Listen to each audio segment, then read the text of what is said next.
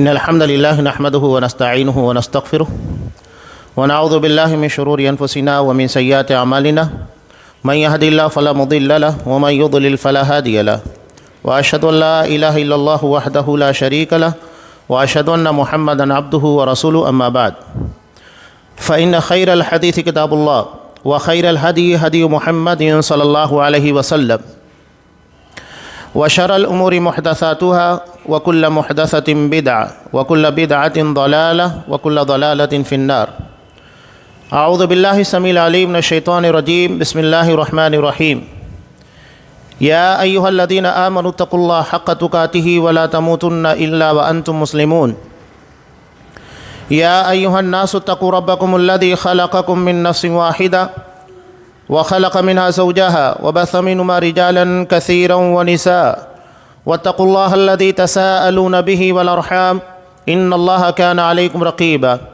يا أيها الذين آمنوا اتقوا الله وقولوا قولا سديدا يصلح لكم أعمالكم ويغفر لكم ذنوبكم ومن يطع الله ورسوله فقد فاز فوزا عظيما. وقال إن أريد إلا الإصلاح ما استطعت. وعن أنس بن مالك رضي الله تعالى عنه أن النبي صلى الله عليه وسلم قال كل ابن آدم خطاء وخير الخطائين التوابون.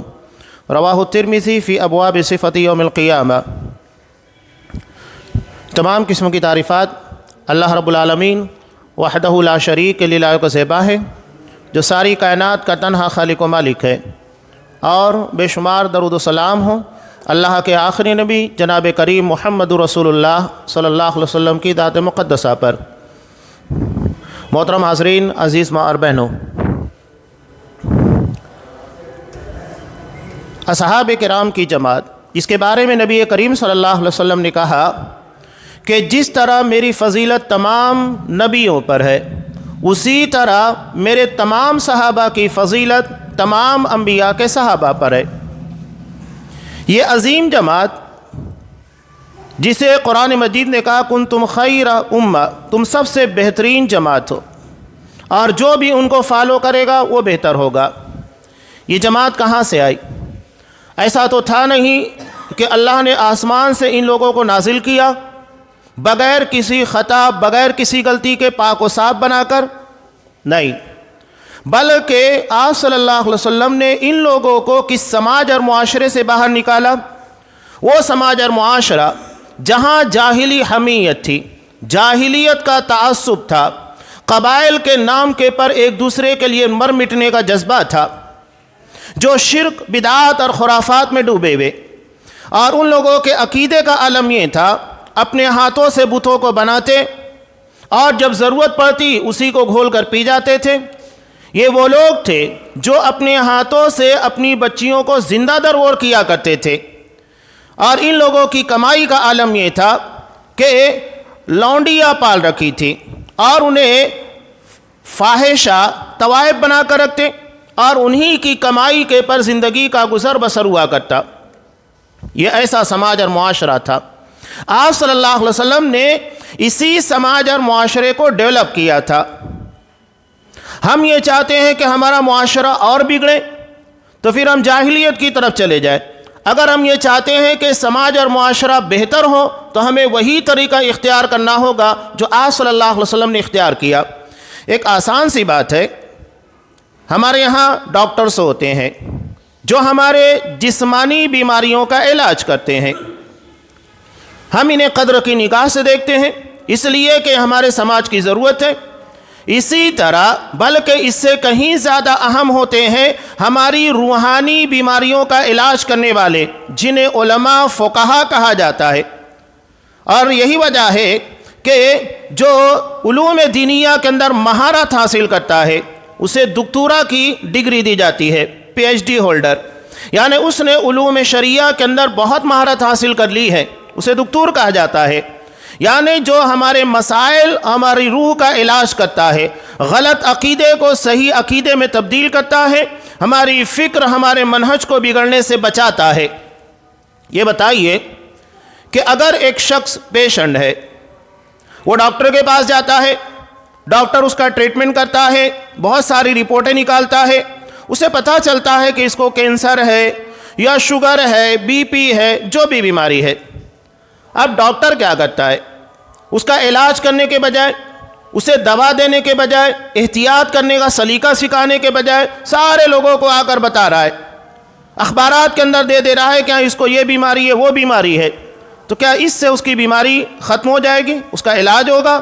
یا ایسا ڈاکٹر ہمارے نزدیک معتبر ہوگا؟ نہیں، بلکہ جو اسے صحیح ٹریٹمنٹ کرے، علاج کرے اور اس کے مرض کے خاتمے کی تدبیر کرے، وہ چیزیں جو اس کی بیماری کو بڑھاتی ہے، اضافہ کرتی ہے، ان تمام چیزوں سے بچنے کی تلقین کرے۔ یہی معاملہ دراصل ہماری روحانی بیماریوں کا ہے، گناہ کا ہے۔ آپ کو پتہ ہے اچھی طریقے سے ہر مسلمان کو شریعت اسلامیہ نے چغلخوری، غیبت، کسی کی ٹوہ میں رہنا کیوں منع کیا ہے؟ اس لیے کہ اس سے سماج میں اصلاح نہیں ہوتی ہے، بلکہ سماج کی اصلاح ہونے کے بجائے برائیاں پھیلتی ہیں۔ علامہ ابن تیمیہ رحمۃ اللہ علیہ کتنی پیاری بات سورہ نور کی آیت کے تناظر کے اندر کہتے ہیں، ان الذین یحبون ان تشیع الفاحشۃ فی الذین آمنوا لہم عذاب علیم فی الدنیا والآخرہ۔ جو لوگ چاہتے ہیں کہ مسلمانوں کے درمیان برائیاں پھیلے تو ان لوگوں کے لیے دنیا اور آخرت میں شدید ترین عذاب ہے۔ علامہ ابن تیمیہ رحمۃ اللہ علیہ کہتے ہیں کہ جو صرف چاہتے ہیں، کرتے نہیں، صرف ان کے دل میں چاہت ہے کہ برائیاں پھیلے، ان کے بارے میں اللہ یہ کہہ رہا ہے۔ تو جو برائیوں کو غیبت، چغلخوری، بہتان تراشی، الزام، ان ساری چیزوں کے ذریعے بڑھاوا دیتے ہیں، ان لوگوں کا انجام کتنا خطرناک ہوگا۔ جو پریکٹیکلی ان ساری چیزوں کو بجا لے رہے ہیں، کر رہے ہیں، صرف چاہت کی بنیاد پر اللہ نے اتنا شدید عذاب کا وعدہ کیا، تو کرنے کی بنیاد کے پر کتنا شدید عذاب ہوگا یہ اندازہ لگا سکتے ہیں۔ تو جو باتیں میں آپ کے سامنے رکھنے کی کوشش کرنے جا رہا ہوں، نبی کریم صلی اللہ علیہ وسلم ہر چیز میں ہمارے لیے نمونہ ہے۔ آپ کی نماز ہمارے لیے نمونہ، آپ کا لایا ہوا دین شریعت ہمارے لیے نمونہ، آپ کا ایک ایک عمل نمونہ۔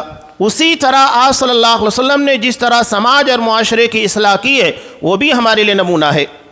اب یہاں برائیوں کے تعلق سے پہلی بات تو سمجھ لیجئے، نبی کریم صلی اللہ علیہ وسلم کی مشہور حدیث جسے امام ترمذی نے نقل کیا، آپ صلی اللہ علیہ وسلم نے ارشاد فرمایا، کل ابن آدم خطاء، آدم علیہ السلام کی تمام اولاد بڑی خطا کار ہے، تھوڑی موڑی نہیں، بہت خطا کار۔ وخیر الخطائین التوابون، اور سب سے بہترین خطا کار کون ہے؟ خوب توبہ کرنے والے، اللہ کی طرف پلٹنے والے۔ توبہ کا مطلب ہی ہوتا ہے یو ٹرن لینا، غلط راستے کے بارے میں علم ہو جائے کہ میں اس راہ پر چل رہا ہوں، غلط ہے، اس راہ کو ترک کر کے صحیح راستے کی طرف آنا، اسی کو توبہ کہا جاتا ہے۔ یعنی گناہ کا راستہ چھوڑ کر صحیح راستے کی طرف، نیکی کے راستے کی طرف پلٹ آنا، یہ توبہ ہے۔ آپ صلی اللہ علیہ وسلم نے خطا کاروں کو بھی اچھا کہا، خیر الخطائین، سب سے بہترین خطا کار۔ لیکن کون ہے؟ التوابون، خوب توبہ کرنے والے، اپنی غلطی کے بارے میں اقرار کرنے والے۔ اب یہاں ایک بڑی اہم بات، انسان کو توبہ کی توفیق اسی بنیاد پر ملے گی جب وہ غلطی کا اعتراف کرے گا۔ اگر وہ غلطی مانے گا نہیں تو توبہ کی توفیق بھی نہیں ملے گی، اس لیے کہ جس چیز کو وہ غلط نہیں مان رہا ہے توبہ کہاں سے کرے گا؟ توبہ اس وقت کرے گا جب اسے احساس ہوگا، اقرار ہوگا کہ یہ کام غلط ہے۔ حضرت آدم علیہ السلام مائی حوا، ان کی دعا قرآن مجید نے نقل کی، ربنا ظلمنا انفسنا، اے ہمارے پروردگار ہم نے اپنے نفس کے پر ظلم کیا۔ پہلے اقرار ہے، جب تک آپ گناہ کا اعتراف نہیں کریں گے تو معافی کہاں سے مانگیں گے؟ ربنا ظلمنا انفسنا وَإِن لَّمْ تَغْفِرْ لَنَا، اگر تو ہمارے گناہ، ہماری غلطیوں کو نہیں معاف کرے گا اور ہمارے پر رحم نہیں کرے گا تو یقیناً ہم بڑا نقصان اٹھانے والے ہیں۔ لَنَكُونَنَّ مِنَ الْخَاسِرِينَ، قرآن نے یہاں پر مغفرت اور رحمت دو چیزوں کا تذکرہ کیا۔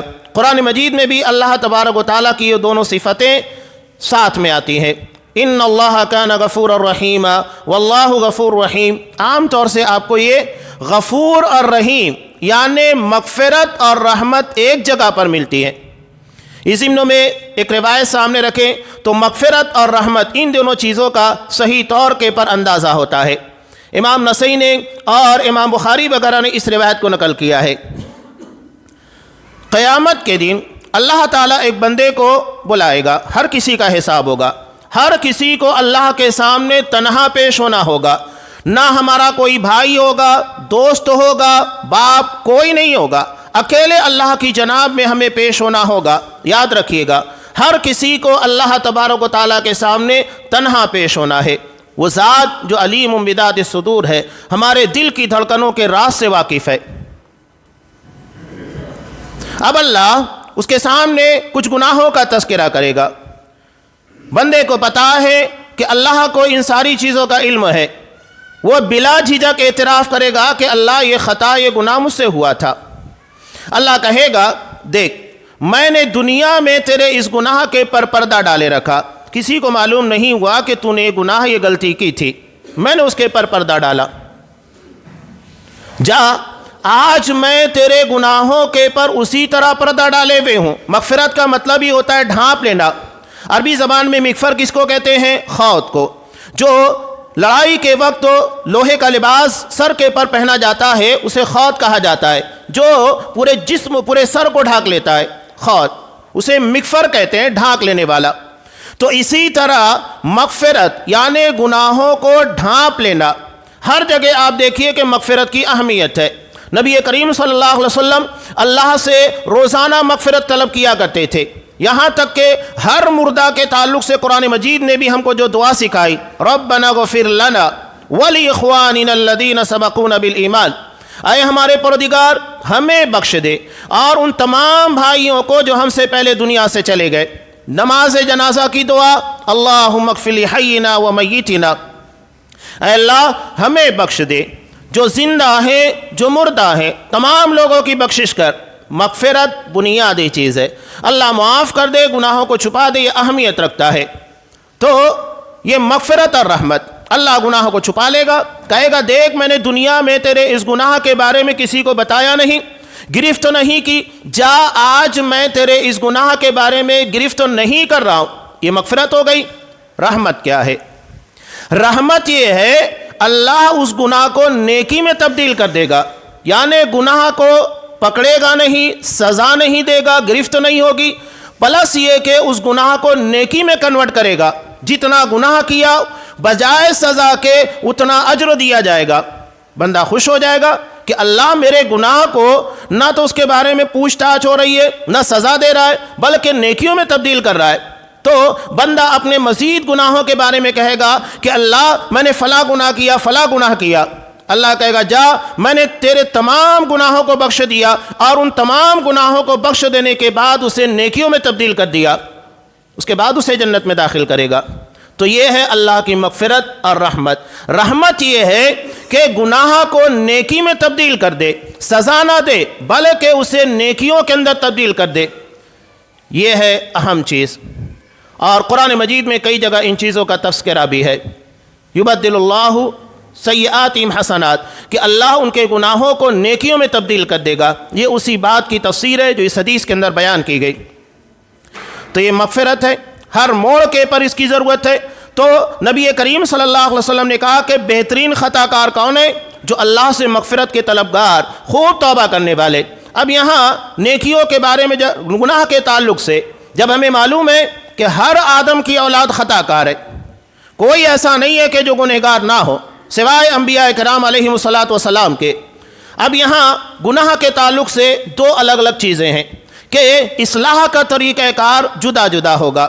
ایک ہوتا ہے سماج اور معاشرے کے اندر پھیلی ہوئی بیماریاں، یعنی وہ گناہ جو عمومی طور کے پر سماج اور معاشرے کے اندر پائے جاتے ہیں، اس کی اصلاح اجتماعی طور پر ہوگی۔ اور اگر انفرادی طور کے پر کوئی خطا غلطی ہو رہی ہے تو اس کی اصلاح انفرادی طور پر کی جائے گی۔ دونوں کا طریقہ کار الگ ہے۔ یہ نہیں کہ اگر کوئی اجتماعی طور کے پر غلطی ہو رہی ہے تو اکیلے میں جا کر کسی کو سمجھائیں، یا اگر کسی نے انفرادی طور کے پر غلطی کی تو سماج اور معاشرے کے اندر اسے بدنام کرتے پھریں۔ اگر کسی شخص نے کوئی خطا، کوئی غلطی کی، لین دین کے معاملے میں، اخلاقی معاملات کے اندر، عقیدے کے معاملے میں، دین کے معاملے میں، آپ بجائے اس کی اصلاح کرنے کے لوگوں کے درمیان اسے بدنام کر رہے ہیں، اس کی غیبتیں کر رہے ہیں، جو کیا نہیں ہے مزید ان ساری چیزوں کو بیان کر رہے ہیں۔ اس سے فائدہ کیا ہے؟ سوال یہ، اگر آپ کسی کی برائی بیان کر رہے ہیں اس سے فائدہ کیا ہے؟ میں ایک واقعہ بیان کرتا ہوں اکثر، اگر یہ چیز عملی طور کے پر ہم لوگ اپنا لینا تو ہمارے سماج اور معاشرے کے اندر غیبت، چغل خوری اور اس طرح برائیوں کی دکان بند ہو جائے گی، شٹر ڈاؤن ہو جائے گا۔ آپ جامعہ محمدیہ منصورہ کو اچھے طریقے سے جانتے ہیں، شیخ ارشد مختار حفظہ اللہ یہ بیان کرتے ہیں کہ ایک مرتبہ میں سعودی عرب گیا تھا۔ اب وہاں شیخ کے پاس ایک شخص آیا اور کسی آدمی کے تعلق سے غیبت کرنا شروع کر دی، ارے وہ تو ایسا ہے، یوں ہے، وہ ہے۔ شیخ نے کچھ نہیں کیا، کہا کہ رکیے، فوری طور کے پر نمبر ڈائل کیا اور اس آدمی کو کال کیا، دیکھیے فلاں شخص ہے یہاں آ کر آپ کے تعلق سے غیبت کر رہا ہے، برائیاں بیان کر رہا ہے، ایک کام کیجئے آپ ڈائریکٹ بات کیجئے، اس لیے کہ غلطی آپ نے کی ہے، آپ ڈائریکٹ ان کو بیان کیجئے، ان کی اصلاح کرنا ہے، مجھے بیان کر کے کیا ہوگا؟ وہ آدمی خاموش ہو گیا۔ یہی طریقہ ہر کسی کو اپنانا ہوگا۔ کوئی بھی چغل خور یا کسی کی عزت کے پر حملہ کرنے والا، کسی کی برائی بیان کرنے والا آ کر ہمارے پاس اگر کہتا ہے، فوری طور کے پر کہیے رکیے، میں اس آدمی کو کال کرتا ہوں، سوشل میڈیا کا زمانہ ہے، نیٹ ورکنگ کا زمانہ ہے، یا اسے ڈائریکٹ آپ کے سامنے بٹھاتا ہوں۔ اگر آپ مصلح ہیں، اصلاح کرنا چاہتے ہیں تو ٹھیک ہے، ڈائریکٹ بات کیجئے، اس لیے کہ غلطی ان کے اندر ہے نا، تو ان کی اصلاح ہوگی، مجھے بیان کر کے کیا فائدہ ہے؟ اس طرح لوگوں کے ذہن و دماغ کو مسموم کیا جاتا ہے۔ شیخ محمد بن عبد الوہاب رحمہ اللہ نے کتنی ذہانت دی تھی، چغل خوری کی حدیث کو جادو کے باب میں لاتے ہیں۔ لوگ حیران ہیں کہ چغل خوری اور جادو کا کیا تعلق ہے، لیکن جب آپ پڑھیں گے تو بات سمجھ میں آئے گی۔ چغل خوری اور جادو کا مقصود ایک ہی ہوتا ہے۔ چغل خوری آپ اگر کسی کی کریں گے، نتیجہ کیا ہوگا؟ جس آدمی کے تعلق سے آپ نے برائیاں بیان کی، نتیجہ یہ ہوگا کہ دل میں اس کے تعلق سے نفرت پیدا ہوگی، دوری اختیار کی جائے گی۔ اور جادو کا مقصود بھی یہ ہوتا ہے لوگوں کے درمیان دوریاں پیدا کرنا، لوگوں کے تعلق سے بدگمانیاں پیدا کرنا، قریب نہیں آنے دینا بلکہ ان کے درمیان دوریاں پیدا کرنے کی کوشش کرنا، میاں بیوی کے درمیان دوری پیدا کرنا، دوستوں کے درمیان دوری پیدا کرنا، رشتہ داروں کے درمیان دوری پیدا کرنا، یہی دراصل چغل خوری کا بھی مقصود ہوتا ہے۔ بلکہ میں تو یہ کہتا ہوں کہ اگر آپ نے دعا پڑھی ہے تو اللہ اس کی برکت سے جادو کا اثر زائل کر دے گا، لیکن چغل خور سے تو نہیں بچ پائیں گے، وہ آ کر اپنا کام کر کے نکل جائے گا۔ جادو سے آپ بچ سکتے ہیں لیکن چغل خوری سے آپ نہیں بچ سکتے ہیں، تو یہ خطرناک نتیجہ ہوتا ہے۔ تو جو اجتماعی طور کے پر غلطیاں ہیں تو اجتماعی طور پر اس کی اصلاح ہوگی، انفرادی چیزوں کی اصلاح انفرادی طور کے پر کی جائے گی۔ اگر آپ نے کسی کو کوئی غلطی کرتے ہوئے دیکھا ہے، اکیلے میں تنہائی میں آپ کے علاوہ کوئی نہیں جانتا ہے، آپ کی دو ذمہ داری ہے۔ پہلی ذمہ داری یہ ہے آپ اس کی اصلاح کریں۔ اگر آپ اصلاح نہیں کر سکتے تو پھر آپ اپنی زبان کو خاموش رکھیے، یہی دو طریقہ ہے۔ اس کے بارے میں لوگوں کے درمیان ڈڈورا پیٹنا، بدنام کرنا، عزتوں کو اچھالنا، شریعت اس بات کی اجازت نہیں دیتی ہے۔ یہاں تو برائی کی بات ہے۔ اگر اللہ نے ذاتی طور کے پر کسی کو جسمانی عیب دیا ہے، اس کے پر بھی آپ انگشت نمائی نہیں کر سکتے، جو اس کی اپنی خطا غلطی ہے ہی نہیں۔ اللہ نے ہر کسی کو اپنی حکمت کے تحت، کسی کو کالا، کسی کو گورا، کسی کو خوبصورت، کسی کو بدصورت، کسی کو لمبا ناٹا، اپنے اعتبار سے بنایا، کسی کو لنگڑا لولا بنا دیا، اپاہج بنا دیا۔ تو اگر ایسے لوگوں کو دیکھو تو اللہ کا شکر ادا کرو کہ اللہ نے اس کے مقابلے میں ہمیں نعمت سے نوازا ہے۔ آپ صلی اللہ علیہ وسلم نے کسی بیمار کو دیکھنے کے بعد کیا کہا؟ ایک برس کا کہ آدمی تھا، کہا کہ جب اسے دیکھو تو اللہ کا شکر ادا کرو کہ اللہ نے جس بیماری کے اندر اسے مبتلا کیا، اللہ نے اس سے محفوظ رکھا ہے۔ مجھے شکر ادا کرنا چاہیے، نہ کہ اس کی برائیاں بیان کرنا چاہیے، نہ اس کے جسمانی عیب کو لوگوں کے درمیان بیان کیا جائے، اس بات کی اجازت نہیں ہے۔ ابو داؤد کی روایت ہے، نبی کریم صلی اللہ علیہ وسلم، سب کو پتا ہے کہ آپ کی تمام بیویوں میں حضرت عائشہ رضی اللہ تعالیٰ عنہ بہت زیادہ چہیتی تھیں۔ اللہ نے علم دیا تھا، خوبصورتی تھی، ذہانت، تمام چیزیں تھیں، اور اس بنیاد کے پر آپ صلی اللہ علیہ وسلم سب سے زیادہ محبت کرتے تھے، سب کو پتا تھا۔ ایک مرتبہ حضرت عائشہ رضی اللہ تعالیٰ عنہ یہ حضرت صفیہ رضی اللہ تعالیٰ عنہ کے تعلق سے کہتی ہیں، حسبک من صفیہ کذا و کذا تانی قصیرہ، کہا کہ اللہ کے رسول آپ کا صفیہ کا آپ کے لیے ایسا ایسا یعنی ناٹا ہونا کافی ہے، ان کے جسمانی عیب کے تعلق سے بس طاقت تھیں، بیان کر دیا۔ آپ صلی اللہ علیہ وسلم نے اس کو برداشت نہیں کیا، کہا حالانکہ چہیتی بیوی ہیں لیکن اس بات کے تعلق سے آپ نے انتہائی سخت ایکشن لیا۔ فوری طور کے پر آپ صلی اللہ علیہ وسلم نے کہا لَقَدْ قُلْتِ كَلِمَةً لَوْ مُسِجَتْ فِي الْبَحْرِ لَمَسَجَتْهُ، کہ عائشہ تم نے اتنی سنگین اور اتنی کڑوی بات کہی ہے کہ اگر اسے سمندر کے اندر ملا دیا جائے تو سمندر کو کڑوا کر دے۔ آپ صلی اللہ علیہ وسلم نے اس کو برداشت نہیں کیا۔ تو یہ طریقہ ہمارے لیے نمونہ ہے، آپ صلی اللہ علیہ وسلم کی تمام چیزیں نمونہ ہے۔ لَقَدْ كَانَ لَكُمْ فِي رَسُولِ اللَّهِ أُسْوَةٌ حَسَنَةٌ، آپ صلی اللہ علیہ وسلم کا ایک ایک عمل، چاہے نماز ہو یا آپ کا روزہ ہو، حج ہو، عمرہ ہو، زکوٰۃ ہو، ہر چیز ہمارے لیے نمونہ۔ تو جس طریقے سے آپ نے اصلاح کی، سماج اور معاشرے کو اکٹھا کرنے اور ان کے درمیان سے برائیوں کے خاتمے کی کوشش کی، یہ ہماری ذمہ داری بنتی ہے۔ آپ صلی اللہ علیہ وسلم نے اصلاح کا جو طریقہ اختیار کیا، اس میں ایک بنیادی چیز یہ ہے کہ انسان کے ذہن کے پر کام کیا جائے، اس لیے کہ انسان کے اس کے اعمال کے پر، اس کے معاملات اخلاق کے پر اس کا ذہن حاوی ہوتا ہے، جو دماغ میں سیٹ دے گا وہی کام کرے گا۔ ایک صحابی، مسلم کی روایت میں آپ صلی اللہ علیہ وسلم نے اس روایت سے معلوم پاتا ہے کہ سماج اور معاشرے کو آپ صلی اللہ علیہ وسلم نے لوگوں کے لیے آئیڈیل بنا دیا۔ وہ کون سا معاشرہ تھا؟ ایک صحابی مسجد نبی کے اندر آئے، پیشاب لگی، تمام لوگوں کے سامنے کھڑے ہو گئے، پیشاب کرنے لگ گئے مسجد کے اندر ہی۔ سوچئے کہ وہ معاشرہ کیسا ہوگا جنہیں اس بات کی تمیز نہیں تھی کہ ہمیں پیشاب کیسے کرنا ہے، کہاں جا کر کرنا ہے۔ سارے لوگ بیٹھے ہوئے سارے لوگوں کے سامنے کھڑا ہو کر پیشاب کرنے لگا۔ صحابہ ڈانٹنے لگے۔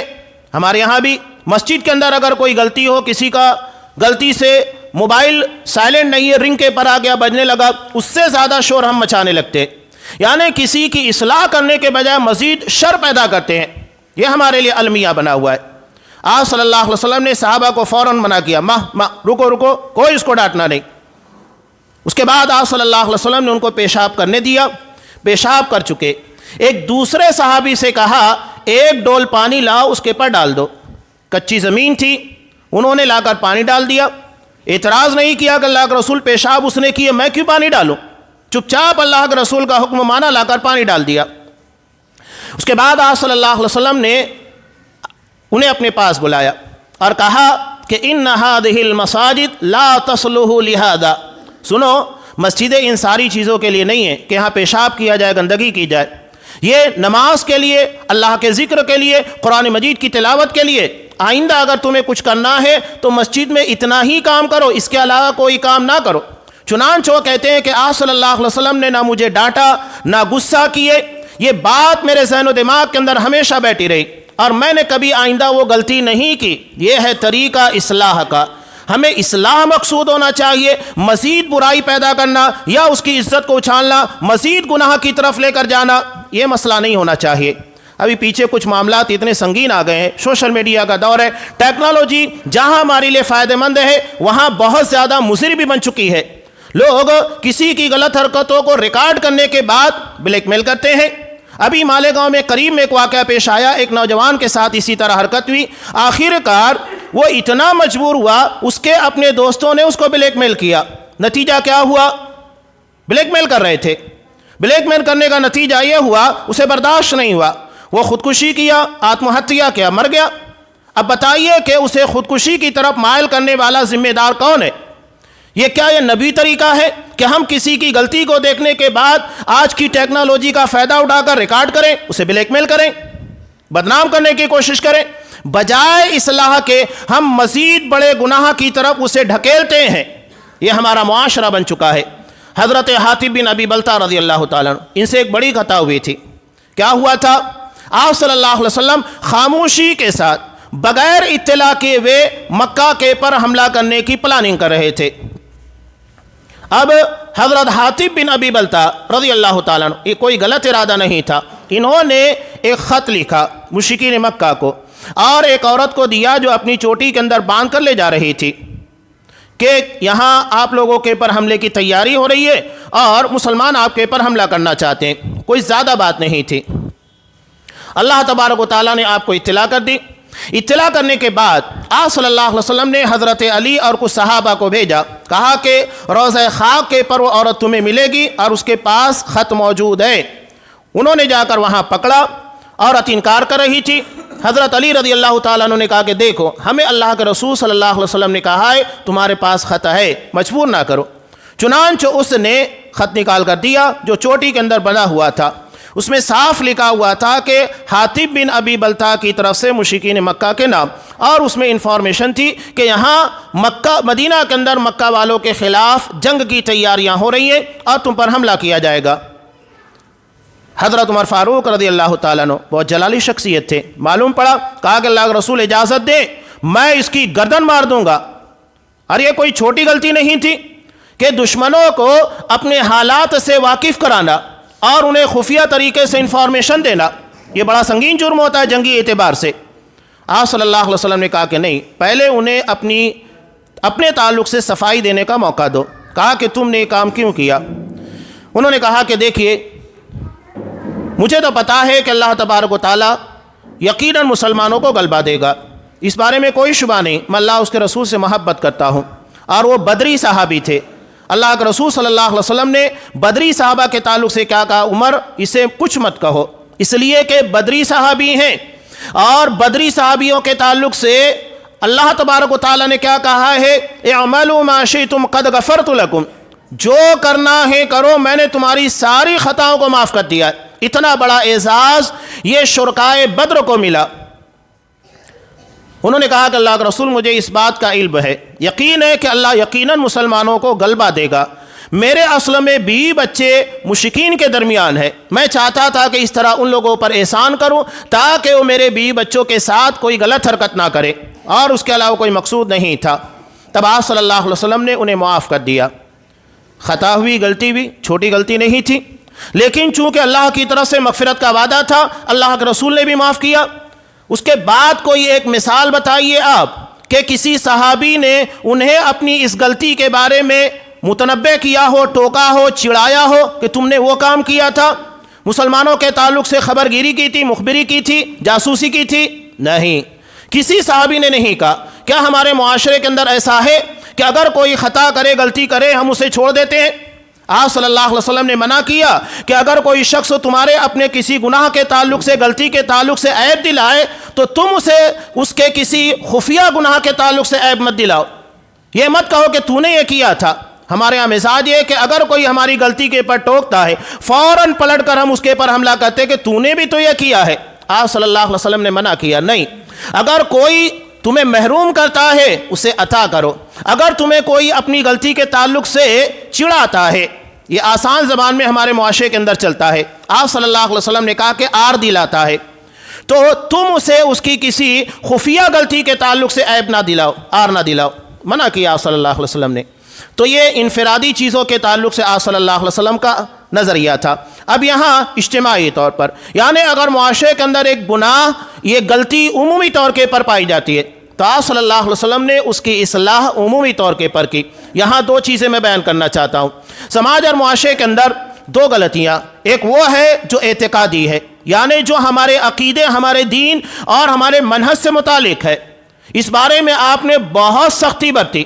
اور دوسرا ہے وہ برائیاں جو اخلاقی ہیں, معاملات کی ہیں. آپ صلی اللہ علیہ وسلم نے وہاں پر بھی سختی برتی, لیکن اتنی نہیں جو عقیدے کے معاملے میں تھی. یہاں پر آپ صلی اللہ علیہ وسلم نے دونوں کے درمیان فرق رکھا ہے. ایک مثال دیکھیے, ہمارے ہاں لوگ عقیدے کو, منہج کو اہمیت نہیں دیتے. ایک صحابی نبی کریم صلی اللہ علیہ وسلم کے پاس کئی مرتبہ شراب پینے کے جرم میں لائے گئے, انہیں سزا دی گئی. ایک صحابی نے کہا کہ تمہارا برا ہو, کتنی مرتبہ تمہیں لایا گیا, پکڑا گیا, مارا گیا, اس کے بعد بھی شراب نہیں چھوڑتے ہو, جیسا کہ ہمارے یہاں لوگ تانا دیتے ہیں. آپ صلی اللہ علیہ وسلم نے کہا کہ لا تعینوا علی الشیطان, کہ تم اس کے خلاف شیطان کی مدد مت کرو, یعنی اسے گناہ کی آر دلا کر مزید گناہ کی طرف مائل نہ کرو, اس کے لیے دعا کرو کہ اللہ اس گناہ کو چھوڑنے کی توفیق دے. یہ ہمارے یہاں اصل طریقہ ہے، جو نبی طریقہ ہے اصلاح کا، اور سماج کا جو طریقہ ہے، مزاج ہے، وہ بھی آپ صلی اللہ علیہ وسلم نے سامنے رکھا۔ اس کے بعد آپ صلی اللہ علیہ وسلم نے کہا کہ وہ اللہ اور اس کے رسول سے محبت کرتا ہے۔ یہ بات آ گئی۔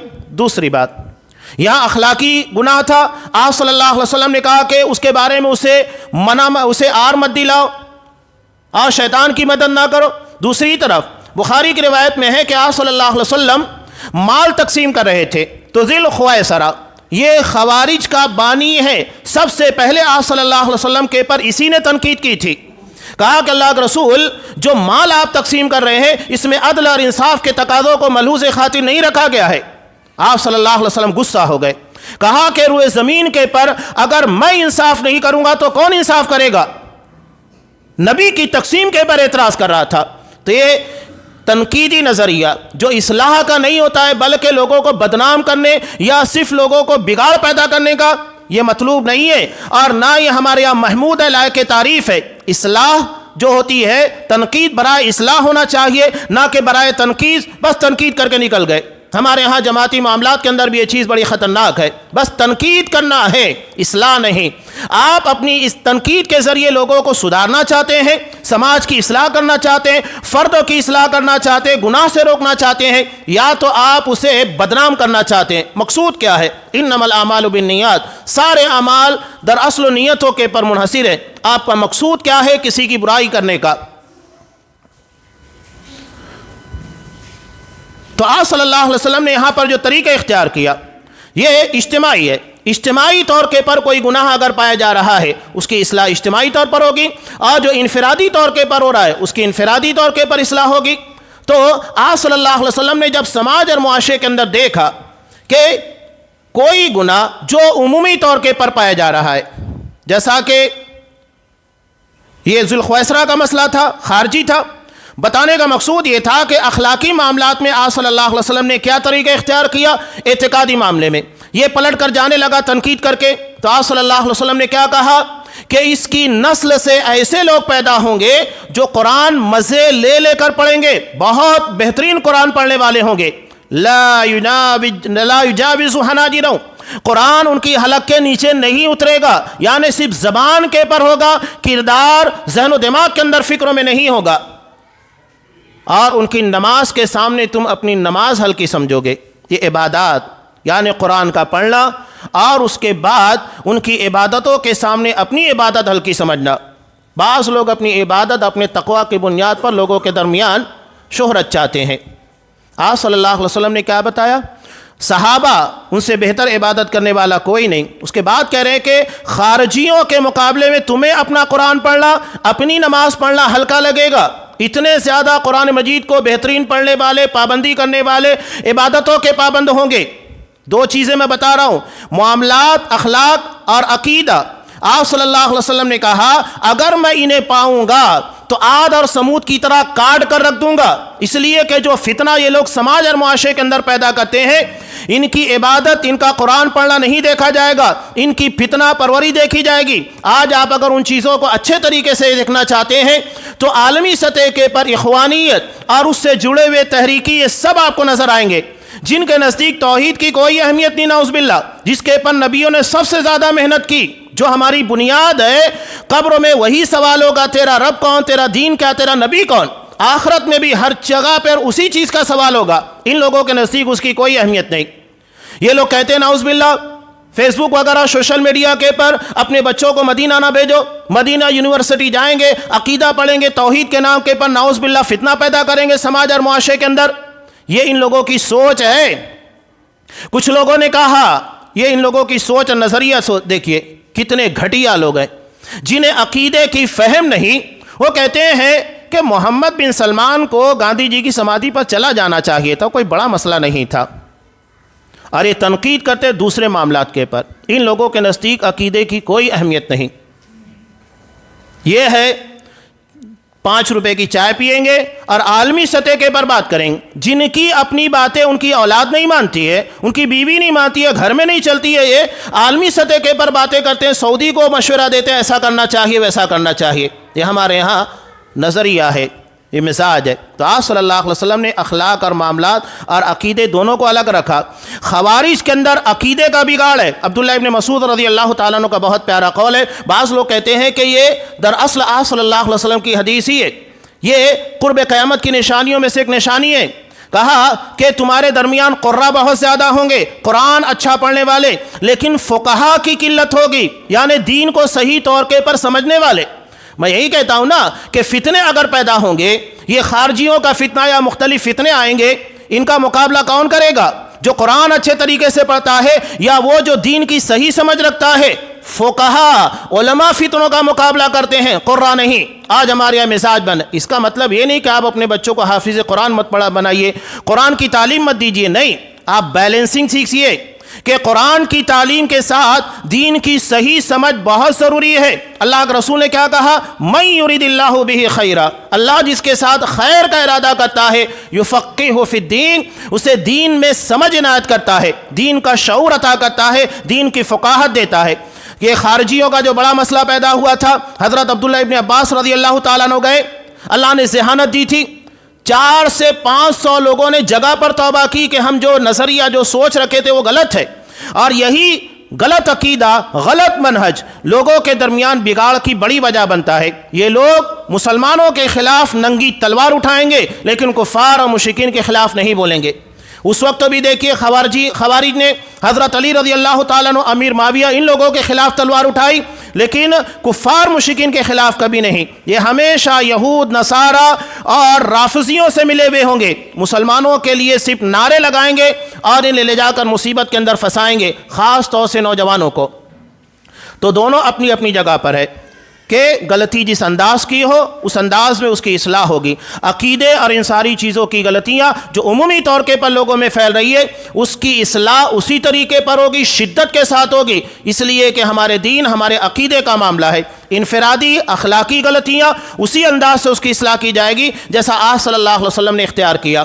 آپ نے سماج اور معاشرے کے اندر دیکھا کہ لوگ اللہ کے قانون، اللہ کی شریعت کے بارے میں مداہنت کر رہے ہیں، فاطمہ مخزومیہ کی سزا کو نافذ کرنے میں روڑا ڈال رہے ہیں، تب آپ صلی اللہ علیہ وسلم نے تمام لوگوں کے سامنے آ کر اس کی اصلاح کی۔ اور کچھ صحابہ کو دیکھا کہ وہ نماز اور دین کے معاملے میں اپنا طریقہ اختیار کرنے کی کوشش کر رہے ہیں، آپ صلی اللہ علیہ وسلم نے سب کو لا کر جمع کیا، سارے لوگوں کے سامنے اس کی اصلاح کی۔ جو غلطی جیسے ہوگی اس کی اصلاح اسی انداز میں ہوگی۔ مقصود یہ ہے کہ ہم لوگوں کی اصلاح کرنا چاہتے ہیں، جیسا کہ حضرت شعیب علیہ السلام نے کہا تھا، سورہ ہود میں اللہ نے ان کا جملہ نقل کیا، ان ارید الا الاصلاح ما استطعت، میں تو اپنی استطاعت اور اپنی طاقت بھر تمہاری اصلاح کرنا چاہتا ہوں، فساد برپا کرنا، مزید بگاڑ پیدا کرنا یہ میرا مقصود نہیں ہے۔ تو ہمارا مقصود بھی یہی ہونا چاہیے، نیتوں میں اگر اصلاح ہوگی، اخلاص ہوگا، اس کے اثرات اعمال کے اندر ہوں گے۔ اگر نیتوں کے اندر فساد اور بگاڑ ہے تو یقینی بات ہے معاملات کے اندر بھی بگاڑ ہوگا، بلکہ لوگ خیر کو شر کے لیے استعمال کریں گے۔ یہ نیتوں کے پر منحصر ہوتا ہے۔ اللہ تبارک و تعالی ہمیں توفیق دے کہ ہم یقیناً خطا کار گناہ گار ہیں، لیکن ان خطاؤں اور غلطیوں کو جس طرح نبی کریم صلی اللہ علیہ وسلم نے اصلاح کر کے دنیا کے سامنے اصحاب کرام کی جماعت کا بہترین نمونہ پیش کیا، اللہ تبارک و تعالی ہمیں اسی طرز کے پر اپنے گناہ، اپنے معاملات، اعتقادات، دین، شریعت، ان تمام چیزوں کی اصلاح کی توفیق دے، ہمیں انہی کے طرزوں کے پر چلنے کی توفیق دے، ان کی طرح ایمان، ان کی طرح معاملات، اخلاق، ساری چیزوں کو اصحاب کرام کے طرزوں کے پر بنا، اور وہ چیزیں جو ہمارے لیے خیر نہیں شر کا ذریعہ بنتی ہیں ان تمام شرور و فتن سے ہمارے معاملات کو محفوظ رکھ۔ آمین۔ بارک اللہ لنا ولکم فی القرآن العظیم ونفعنی وإیاکم بالآیات والذکر الحکیم، انہ تعالی جواد کریم ملک رؤوف رحیم۔